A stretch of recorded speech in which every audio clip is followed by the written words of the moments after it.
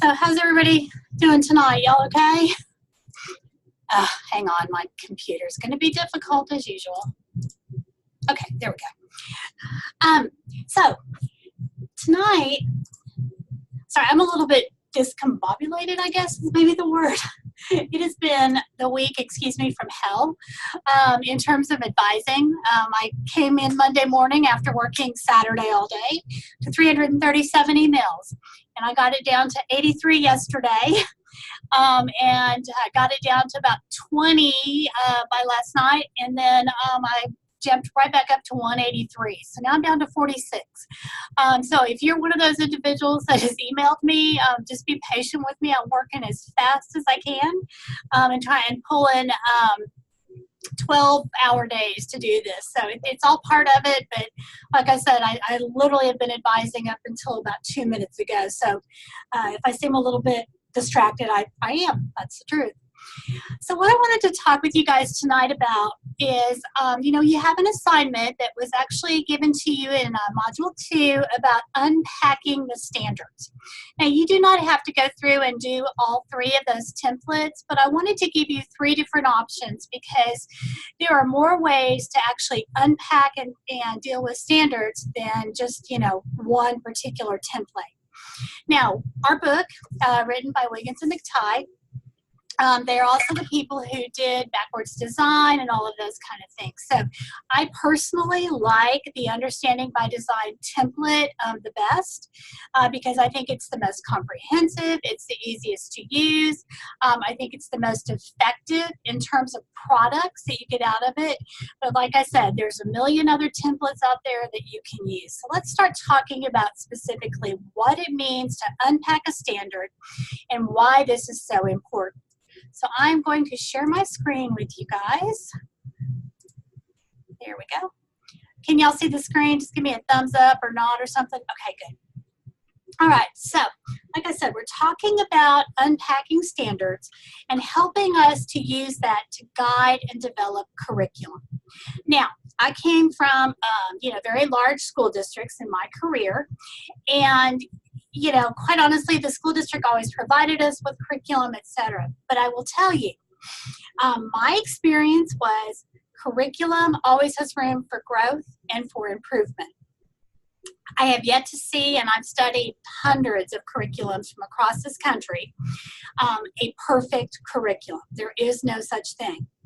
And even though the district or the parish may have actually done some of the unpacking of standards for you, that does not mean you do not need to spend some time as a teacher, teacher leaders, cohorts, administrators, looking at and unpacking standards. We've looked at and done tons of research over time about student success on national or state level tests. And part of the reason that we find that students don't do well is because they are not taught to the depth and complexity of the way questions are actually given on the test. And that all goes back to people not really understanding what a standard is asking. So that's what we're going to be working on. Okay. All right, so let's get into this. We've already talked about this, so I just put it in writing, so take time to read that when you get a chance. All right, so let's talk about standards. So I pulled tonight from Louisiana Believes. I also sent some samples, I think, for Texas and from Common Core in the instructor virtual office. Standards are written in a very specific format. So if you have particularly a special education background or you've ever had to write behavioral objectives for students, standards are written very much the same way. There is a particular structure, and that structure really matters in terms of how we break it apart or unpack it to make sense of it, to teach it to the level that it's going to be tested on those criterion referenced and norm reference tests. So let's look at the first standard here. Louisiana Believes, this is from 6th grade English Language Arts. Analyze how a particular sentence, chapter, scene, or stanza fits into the overall structure of a text and contributes to the development of the theme, setting, or plot. Seems pretty straightforward. So we're gonna analyze some things, and we're gonna see how it fits into the overall picture of whatever we're reading. But what I want you to notice in particular is there are specific punctuation marks used in this standard for a reason. So you'll notice there is a comma after sentence, there's a comma after chapter, scene, or stanza. So it's not okay if I'm teaching this standard to just go in and analyze a sentence maybe in a reading passage or an essay. That's going to be insufficient to really teach kids. For those of you that teach English language arts, you know that stanzas are found in poems and they are going to be written differently than maybe a chapter in a book. The same thing's true if you're reading a play or some other kind of performance piece. Scenes are written very differently than chapters or even short stories or essays.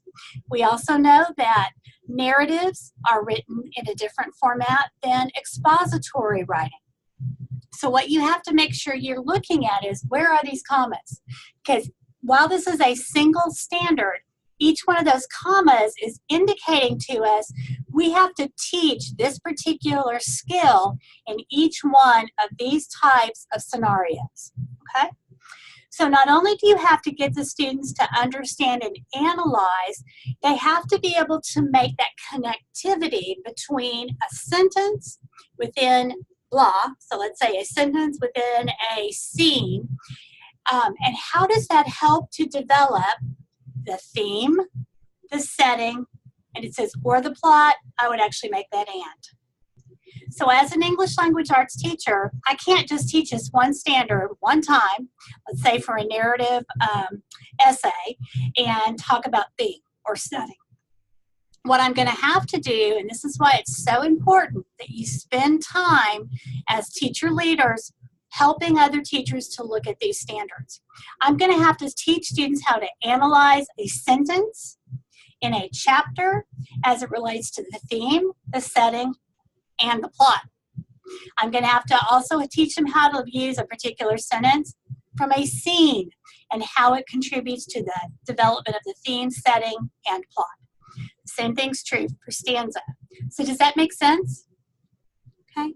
We have to pay attention. The other thing that we have to do is look at the verb, okay? So I'm going to kind of just, hover right here over. The verb tells us the level, and, Bloom's taxonomy, I think we're all familiar with that, what level this needs to be taught at. Notice it's not identify or explain. It is analyze. Analyzing something is a much deeper, more challenging thought process, particularly for our students, than if we just simply said identify. So what does that tell me? Well, if I'm thinking ahead to one of those state assessments, I would expect that they're going to give the students maybe a poem, and they're going to underline a particular sentence in there, and they're going to ask the student to figure out how that sentence within that stanza of a poem affects or contributes to the theme, the setting, or the plot, okay?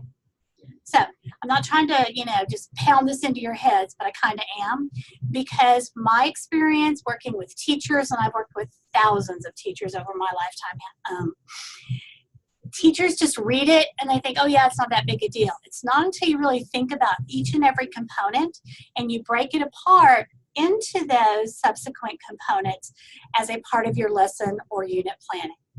Okay, so let's move on to a math example. Algebra 1. First of all, notice the verb. The verb is create. Okay, so that doesn't mean solve, does it? It means create. Start from nothing and create an equation.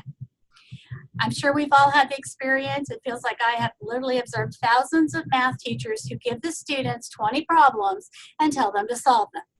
And they think, oh, I'm doing this. Look, I'm taking care of inequalities and helping the students to solve problems. No, you're not. The students don't know how to create it from probably a word problem or from a set of data or something like that.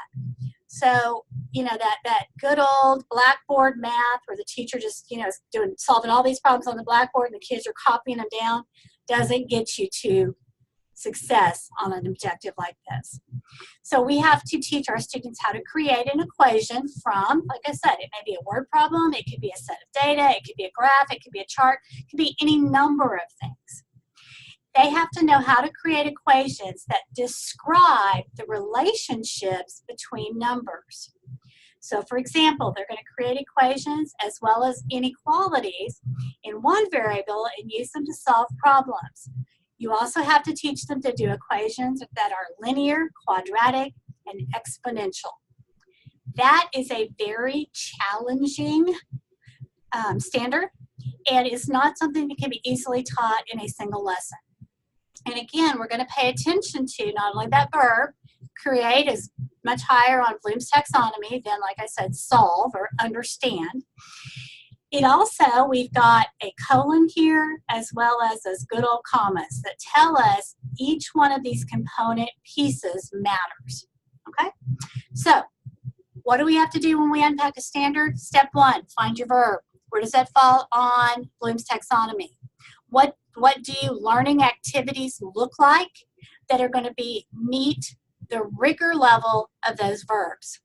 Secondly, look at the where the commas, colons, and other punctuation marks, because every time you see a comma, colon, or other semicolon, whatever other kind of punctuation mark, that's another piece to the standard.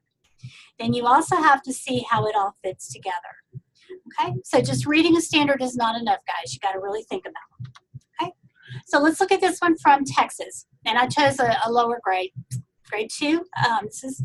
Texas is a little more detailed, I guess, in how they write their standards. So if you're from Texas, you know exactly what I'm talking about. But they have what they call supporting standards as well as knowledge and skills. So knowledge and skills are basically your content standards. So it's whatever skill or concept you're trying to teach students. Their process standards have to do with how that needs to be taught or thought about. So here we're talking grade 2 science, and you notice it starts out, the sort of concept is scientific investigation and reasoning. The student conducts classroom and outdoor investigations using home and school safety procedures. Okay, seems simple enough. So what are they supposed to do? And again, notice the punctuation as well as the structure. Now this one's written at a little bit lower Bloom's level. What I always told my teachers was, even if it's at a low level on Bloom's, like identify, teach it at the highest level you possibly can. Okay? Because even though the standard may be written this way, there's no guarantee that when it's tested, now we don't test second graders in Texas, but there's no guarantee that it's not going to be tested at a much higher level.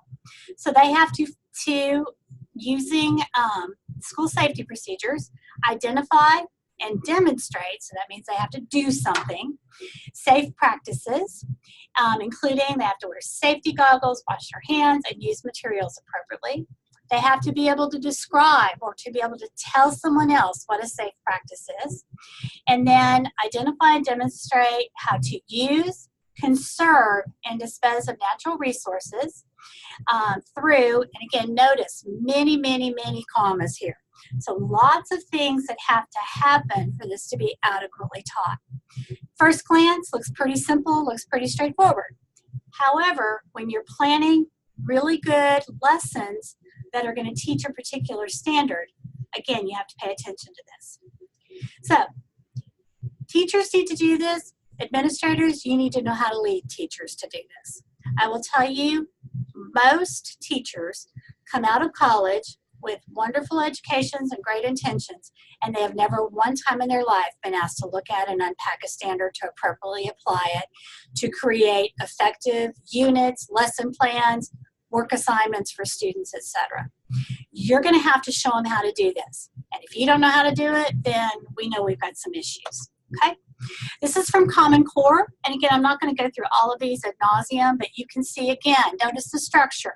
Starts with that verb, we've got some commas in there, and several different things that our students are asked to do. Now, I will tell you Common Core, for the most part, is written, the standards are written at a pretty low level of blooms, but I can pretty much guarantee you, no matter where you are, the Common Core standards are not tested at a low level. They are tested at a much higher level, asking students to interpret, to analyze, to synthesize, etc. Okay? So, Common Core. All right. Several districts and states are actually doing what they're calling next generation standards. And what they're doing is they are taking those standards and not only unpacking them, but they're breaking them down. I wish everybody would do this because this is so much easier for teachers. And gives them actual performance descriptors or performance criteria so you know where students are falling. So you'll notice here in West Virginia, this is a social studies grade 4 standard, and they have taken and they have made performance descriptors and broken it down by novice or partial mastery all the way through distinguished. So, you know, if you do a lot of reading, or, you know, whatever, you read a lot of the articles coming out, you know, there's a big push right now in a lot of places to move towards, oh, I just totally forgot the word, competency-based education. So instead of giving students random letter grades, ABC, or, you know, 90 to 100 or whatever, they're actually having schools grade students on how they are doing on mastering the content and the curriculum. There's also some really kind of crazy, really progressive places out there that are also thinking about doing away with grade assignments. It's more a matter of, if you master and you reach distinguished on this level on all these standards, then you move to the next set of standards, maybe this grade 5. But just because you're in grade 4 and you're 10 doesn't mean you'll automatically move on. You have to master all of these. So, for example, let's look at one of their standards. So here's social studies, where they have to, let's look at the second one. Compare and contrast the powers of each branch of government and identify the rights and responsibilities of United States citizens. That is a huge task to undertake. We have a lot of rights and a lot of responsibilities. So they've then taken this and, as I said, broken it down into what that might look like in terms of what the student is able to do. So let's say that if we want to get them just to mastery, what that might look like, you can read these here. You know, one of them says explain the 3 branches of government and identify the rights. But again, guys, you're going to have to dig a little bit deeper, because we have a lot of rights as citizens. So you're going to have to help the students to really understand the depth of those. Now, if you want to get all the way up to distinguish, what it looks like is interpret the functions of the 3 branches of government and how they affect the rights of citizens. So notice here, we're just explaining and identifying. Up here, we're applying that knowledge. Like I said, this is going on in West Virginia, a few other states. If this isn't provided for you, you know, it might be something just to think about, particularly if you've got a lot of new teachers. They may not really understand what mastery looks like versus what distinguished does. Okay? All right. So what I'm hoping you to do, that you guys can accomplish by the end of our lesson tonight is to develop an awareness of how unpacking standards help us to make learning targets clear for our teachers as well as our students. Okay? So just real quickly, and I'm going to switch screens here, so I'm going to stop sharing for a second. So what I want you to do is, if you're going to use your 4 fingers, okay? So if you feel like you are familiar enough to teach others this, give me a 1. If you're familiar enough to work with others, that's a 2. If you're still learning but you're familiar with the process, that's a 3. And if you're like, this is the first time I've ever seen this in my whole life, give me a 4. So let me just kind of see where everybody is. If you'll turn your cameras on and show me where you are. Okay. Okay. Okay, Jennifer, I'm glad you're at a 1. You can help me teach this. Okay, so pretty much everybody's a 2 or a 3. Okay. Okay. All right, that's helpful to me. Thank you. All right, let me go back over here, and I'm going to share my screen again. Maybe. Where's my share screen? Oh, there it is. Okay. All right, so moving right along, maybe. Come on. All right. So, you know, a lot of people don't always understand why we need to spend the time doing this. So again, I'm not going to read this to you, but remember, if we don't understand the standards, we cannot develop effective curriculum. If we don't have effective curriculum, we can't develop effective lessons. If we don't have effective lessons, then students are not going to learn appropriately or effectively. If students don't learn, then guess what happens? And I'm not saying you teach to the test, but if you do a good job with this, the test will take care of itself. But when we fail to take care of and really start here at the base level with standards and understanding them and putting them into usable chunks, then we wonder why our student scores are not good. It all starts here, guys. Okay? So, all right. So for example, sometimes you will get a standard that doesn't need unpacking. I will tell you that's pretty rare, but it does happen. So for example, the one I'm giving here, use correct capitalization. That is very straightforward, okay? Use capitalization appropriately.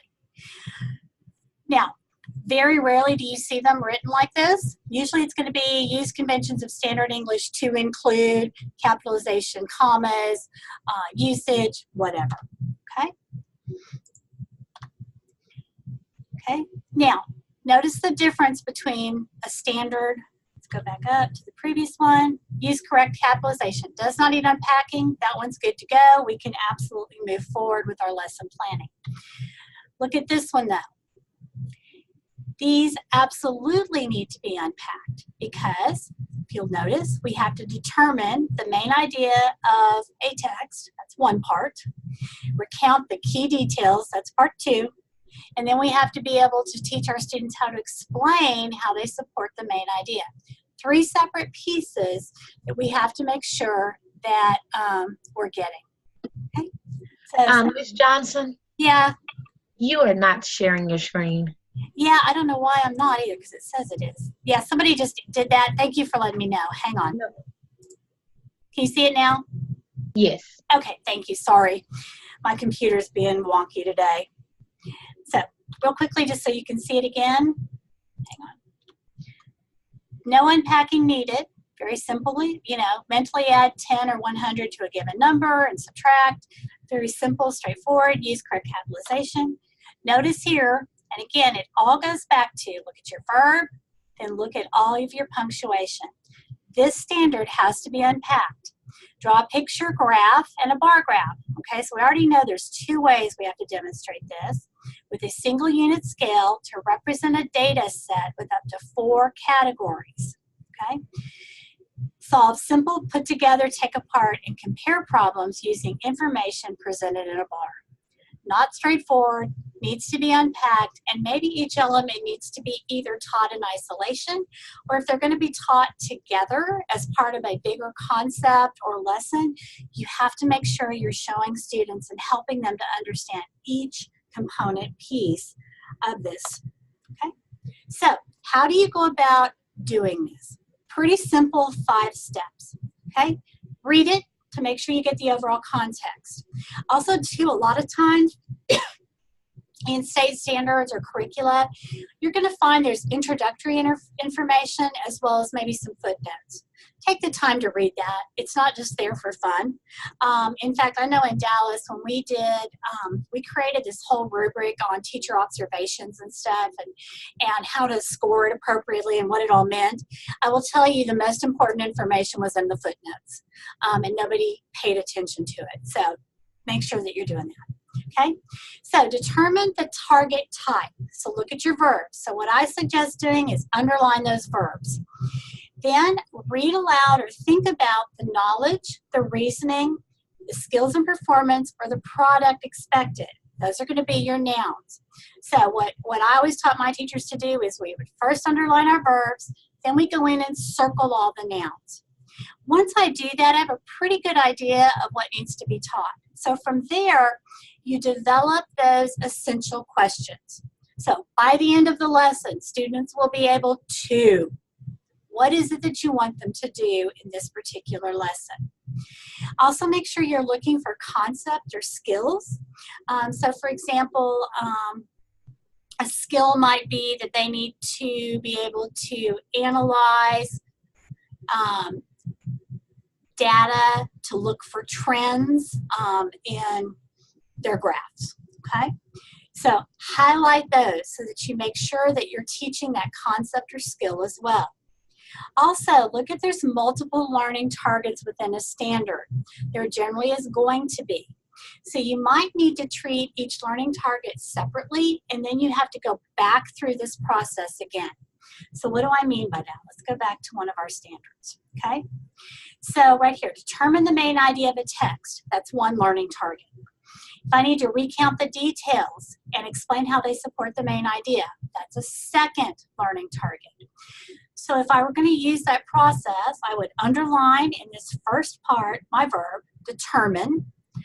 What am I determining? The main idea, so those are my nouns that I would circle, of a text. Then I would do the same thing for the second learning target. So what's my verb? Recount. What are my nouns? Key details. I also, another verb, explain. What am I doing? I'm explaining how they support the main idea. So students have to know and understand what main idea is. They have to be able to identify what are key details versus just extraneous ones. And then most importantly, they have to be able to explain, which is a higher level skill, how those details are supporting the main idea. Okay? So see how you can use that 5-step process pretty quickly and easily to do this. Okay? There are 4 kinds of learning targets. They are usually going to be based in either knowledge, reasoning, a skill or performance, or a product. Okay? And we've talked about, make sure you know the rigor level of the standard. What is a knowledge target? It presents factual information, procedural information, and conceptual understanding. So pretty simple. What's a factual thing? I don't know. Pick one. Pearl Harbor Day was December 8th, 1941. That's a fact. Procedural knowledge. So for example, in calculus, students might need to be able to find a derivative of a particular equation. That's procedural knowledge. Conceptual understanding is going to be something like, trying to think. For example, if we study motion and movement in physics, that is a concept that we can also apply to dance. Okay, so there's movement and motion in physics as well as in dance. That's a concept. Okay. Reasoning targets. These are thought processes students need to learn to do well within a range of subjects. I'm a huge fan of Lynn Resnick, who is a professor at the University of Pittsburgh. And one of the things that she teaches in terms of processing and reasoning targets is teaching students how to, for example, think like a mathematician, or how to ask clarifying questions. How to summarize is another one of those reasoning targets. We don't often think about teaching these, but they're very critical to helping our students transfer learning across contents and grade levels. Skills targets. We all know what a skill is. It's a demonstration-based performance that's at the heart of learning. So when students learn how to multiply and they learn their basic multiplication facts, that is a skill. Okay. Product targets. That might be an artifact that we want students to create that reflects that learning target. So for example, we're studying the U.S. Constitution, we're talking about the rights of citizens and all of that. So maybe I'm going to have the students write their own constitution. That would be an artifact that would represent that product target. Okay? Now, how do we go about doing this? So I want you to look real quickly at this one, and I will call randomly on you if I need to. Tell me what the verb or verbs are in this particular standard.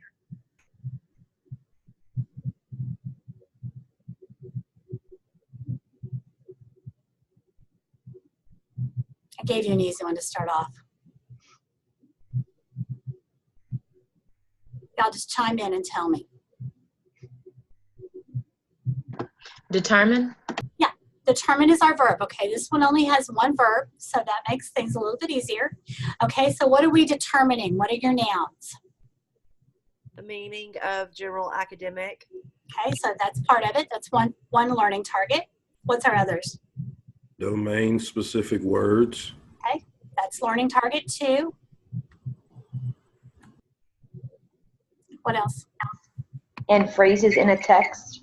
Okay, that's learning target 3. So notice in here you've got a knowledge piece. You've got to determine, that's our knowledge piece. Then you've got a reasoning target as well, because they're going to have to apply that to understand the meaning of specific words and phrases. And then what's your product? Where do they have to do this at? Grade 3, relevant to a grade 3 topic or subject area. Perfect, you got it, okay? So notice how there are elements of all of this in a single standard. So again, it goes back to the idea you have to really spend some time breaking it down and understanding it, because if we don't do that, guys, and we just read it and create learning, we're not going to hit all of those particular learning targets that's needed for our students to be successful, okay? So as we said, read the statement, we did that. Determine the target type, we did that. Also remember that as we talked about this too, we're also thinking about those essential questions. Some people call them big idea statements, essential questions. It kind of depends on which curriculum guru you follow. So conceptual statements or conceptual pieces of standards goes beyond the content and is asking students to inference, okay? So whenever you are thinking about planning a lesson, or teaching that lesson, you have to make sure that you are working at that conceptual level. So what does that mean? Basically, whatever I decide and I inference from the learning. So let me give you a really kind of silly but concrete example. Back in the day when I was a high school principal, we had this very weird thing in Dallas and Irving, both, it's worse in Dallas, where we had to do seniors finals like a week before they actually graduated in order to get the finals graded and get the grades entered. So there was this lag time between, they know they finished all their courses, they know what their grades are, but they haven't actually graduated yet. And for attendance purposes, and which goes to funding, we didn't want to just turn them loose for an extra week out there in the big bad world because we weren't able to collect attendance money, ADA. So we would come up with these projects that the seniors had to do during that week furlough period. And I remember I would always try to tell our students that, you know, you have to work on your community service project. And I'm like, how did you get through 13 years of school and you do not understand the inference there when we're like winking at you and going, community service project, which means you have to come in and sign in so we can record your attendance, and you have to spend like 30 minutes here, and then you get to go back out and do whatever it is you do. That's your senior project or your community service project. That's where inferencing really hits home for the kids. I was like, do I have to explain this to you? You have graduated from high school. You've got to be able to inference. They could not justify what they were doing with a yes or no response because we had to go a little bit deeper. That's what it means to have a conceptual understanding of what you're doing in curriculum. Okay? We all know about open-ended questions. Whenever you're doing questioning in a classroom, you try not to do a yes or no. There's not just one right answer. You want it to be open-ended. We all know there's 10 different ways to solve a math problem, so we want to leave kids the opportunity to use those ways. Okay? And then an enduring learning or big idea is something that can apply to other fields of learning. Okay? Writing is a great example. You teach kids how to write a great 3-paragraph essay in English 1 as a freshman, and you hope that that becomes an enduring idea and skill that they can then take and apply in any other class where they have to do writing. Okay? You guys jump in and stop me if you have questions. Okay? All right, so I'm not going to go through a whole lot of this because it gets a little bit redundant. But when you're thinking about essential questions or big ideas, as you're doing planning and really breaking down content and standards, one of the things that I think we have to ask ourselves is, are we teaching things that can apply to more than one content area? Writing, really easy one. Reading skills. If we teach reading the right way, students are going to be able to read their textbook in science or math equally well as they can literature. Does it apply to more than one grade?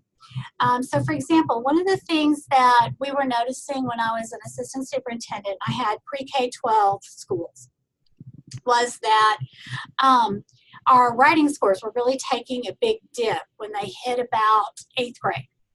And so what we did was I had all of the principals, my elementary through my high school, bring in 3 writing samples. So I had them bring in one that they thought was excellent, this was exceptional, great sample, one that was mediocre, and then one that was poor. And we literally took them and laid them all out. So we took all the great ones and we laid them out and they had to bring one from every grade level, by the way. So from pre-K through 12, and we did the same thing for these are average pre-K to 12, and these are poor pre-K to 12. And I'll never forget what one of my elementary principals said. She was looking at, it was a senior's paper that was considered outstanding, and it really was. It was part of an international baccalaureate program, and this student had designed an entire city block with homes and, you know, everything you would need, all the infrastructure, et cetera. It was exceptionally well done.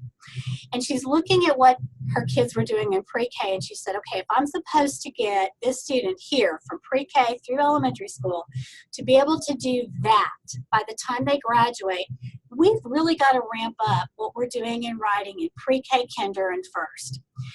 That's why it's important to think about big ideas, guys. Because if there's like these set, segmented sort of ideas that stop between grade levels, we're not going to have the continuum of learning that we need for our students. Also, too, whatever we're teaching, is it really going to be as important in the future as it is today? Great example, back in my day, I had a choice as a senior in high school. This will tell you how old I was. I could take either typing or computer programming. Thankfully, or maybe not so thankfully, I chose to take computer programming because I thought that would be way more important to me in the future than typing. Now, granted, I really struggled in that class because it was very hard for me, but we have to think about what we're doing and whether or not it's going to help our students in the future. And then what is the big idea that you want students to remember long after the instruction ends? Okay. All right, so big ideas. This is an example. So from 11th grade history, so here's our original standard or goal. The learner will analyze the economic, political, and social reforms of the progressive period. Now, when we say coded, all I mean by that is you notice they've highlighted the verb, and then they've also, or color-coded, I should say, color-coded the nouns and the product, okay? So how does it look like, what does it look like unpacked? So you'll see here they've broken it down into those learning targets for you. Now, what are your big ideas? And this is a piece that I don't see a lot of schools do very often. We tend to stop once we unpack it and we immediately move into lesson planning. But if you would take the time to do a big idea, it really enriches and deepens the learning and the thought processes we use behind teaching. So for unpacked goal, the learner will analyze the economic reforms of the progressive period. So what is your big idea? It's around rapid change, often associated with scientific and technological advances, benefits some at the expense of others. Isn't that a much more interesting idea and thought to teach than just having them look at or list the economic reforms of the progressive period? The other piece that it does for you is you can easily compare this to our current world. You can have students talk about the examples that they've seen, etc. So big ideas are those that really help us to expand the knowledge base. Now, I know a lot of people would argue with me and say, we already have too many standards to teach. So if I'm doing all this over here, how am I ever going to get to these standards? But if you start developing and really push teachers to think about big ideas, you're going to find there's such an overlap and they're so interwoven that the more you do this, the more it's going to help you to make sure you are meeting those standards. Okay? Then the last piece, develop your essential questions, okay? A lot of people develop questions, but I think they're sometimes misused. So there is not an ordinary question. It's not just, what did you think about last night's election results? It has to be derived from what you're studying, and it should drive both your instruction and your assessment. So a lot of people will take the assessments first and develop essential questions out of the assessment. Then they go get their standards and unpack them and, and analyze them, create the big ideas. Then they see where there's a match. And if there's not a match, then you have to kind of go back and start the process over again, okay? So also you want to make sure too, we've talked about this. Are they open-ended? Are they engaging? Get them beyond who, what, where, and when, and really focus on the how and why. And then do your big ideas also tie in directly with your essential questions, okay? So taking this a step further, you can see what an essential question. So we'll use just that one big idea again. So how did Americans of this period define progress? Wow, isn't that a much better thing for kids to be studying than just have them? How many social studies teachers would literally just have them list the economic reforms? Instead, we're having them think about change and scientific and technology and how does it help? How does it hurt? And then what did progress look like to Americans then? How would we define progress now? How might it be defined in the future? Don't you think students who can go through that whole process are going to be way more prepared for a state level assessment or an SAT or an ACT or a GRE or a college class or whatever in the future than the student who simply stopped here with their teacher? Okay? Kind of making sense? Okay? So I'm not going to walk you through all that. Again, just another sample of how you can go through and break these apart and tell what your knowledge targets, reasoning targets, etc. are. This particular standard, really it stays at the knowledge and reasoning level, so you don't have to do these two parts, but you can always choose to add. Okay? And then some people call it unwrapping. It's just all basically the same thing. Okay? But again, another idea for 7th grade Africa, Asia, and Australia studies. Okay, so what questions, comments, concerns do y'all have? Let me unshare my screen so I can see all of you guys again. Okay, I'm reading some of the chats too. Okay.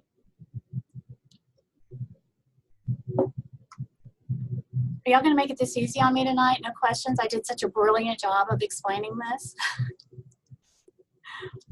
Thanks, Willie. I appreciate the thumbs up. Let me show you just real quickly. Let me escape out of this.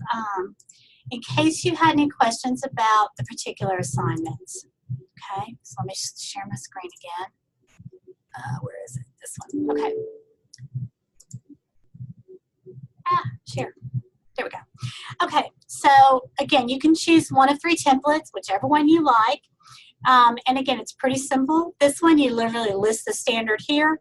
What are your nouns? What are your verbs? What's going to be your big idea? I gave you some samples in tonight's PowerPoint. And then what's your essential question? Pretty simple. You only have to do one of these. How do you address this? What are you already doing? What else should you maybe try? And that's it. Okay, so that's one sample. Let me stop sharing that one and go to the next one. Where are they? Here we are. Okay, here's another example. Okay, same kind of idea. Write your standard here, list your nouns, list your verbs, and in this one they have you underline the nouns and highlight the verbs, whatever. Then where does it fall on Bloom's taxonomy? So these are going to be your verbs. Okay, so is it a knowledge level? Is it an evaluation level? Where does it fall? What are some objectives that you're going to align to that standard? So maybe what are some additional objectives that you want to include? And then how are you going to know if students have mastered it? Okay, and then the last one, get rid of that one. Oh, yeah, I don't want that. That's not it. Where is it? Here it is. Okay, share again. Okay. Yeah, this is actually the one from Understanding by Design.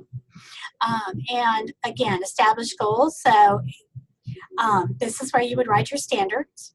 What are they going to be independently able to use their learning to do? So this is how are they going to transfer it? What do we want them to understand? What are our essential questions? So again, it's very much like the other one. This is kind of the big idea. These are essential questions. What are we wanting them to know about this? So what are those content pieces? What skills are we wanting them to gain or gather? Then what is your evidence? How am I going to decide if they learned it or not? So how am I going to evaluate it? Am I going to give a quiz, a test? Are they going to write a paper? Am I going to use my exit ticket? Are they going to create a model? Whatever. And then the assessment evidence again. So right here, maybe I want them to meet 90% mastery, and they're going to do this on a quiz. Here, I want them to reach 100% mastery, and the way I'm going to do that is through a product or a model. And then what is your summary of key learning events and instruction? So that's just kind of the plan. So maybe days 1 and 2, we're going to introduce the idea. Days 3 and 4, we're going to work on these essential questions. Day 5, we're going to do this. So this is kind of the sort of like a unit plan almost. I wouldn't, and it goes for a single standard. Okay, now remember, one standard can have multiple pieces, but this is for one standard. Okay, you can choose on your assignment to do any of those 3 templates that you want to. Okay. Okay, that's awesome that I'm reading your comments. Thanks, Jennifer and Jim. That's really awesome that Louisiana does that. Texas doesn't, and most states don't. And then Megan, your question. Yeah, I know. I'm giving, with the reflective responses, her question, if you're not looking at the chat, is how do you respond to the questions in 1 to 3 paragraphs? I'm having a hard time keeping it to that amount. That's by design, guys. The reason I want you to do it in 1 to 3 paragraphs is because we teach summarization all day to kids, and we also teach them how not to have a bunch of extraneous ideas. So what I would suggest to you to do is go through and write the main critical pieces. I'm not expecting you to cover everything. It's not a summary. I want you to really tie something in the readings or the PowerPoint or the video or whatever it is you're looking at to answer those questions. Okay, so, you know, basically what I'm looking for is, did you do the readings? What particular elements stood out? How does that impact or change your thoughts or ideas about the question? And then give me an example to support your idea. Okay, so you guys have been doing really well on them. I mean, I've really not had any concerns. Does that help? And if not, we can talk offline. Okay. Okay, any other questions or anything, guys? Y'all just look like you're so ready to go sit by the fireplace and have a hot toddy. Okay. All right, well, you get, what time is it? 7:21, so I guess you get 9 minutes back of your life you didn't expect today. So, like I said, if you have particular questions or whatever, bear with me on grading. I'll try to get caught up once I get through this crazy week. So I'll definitely catch up this weekend, if not a little bit sooner. But I think I got everything graded for Module 1. I'm working on Module 2 now, and we'll keep moving from there. Okay? All right. Well, without further ado, y'all have a great evening, and we will see you next week. Enjoy the cooler weather.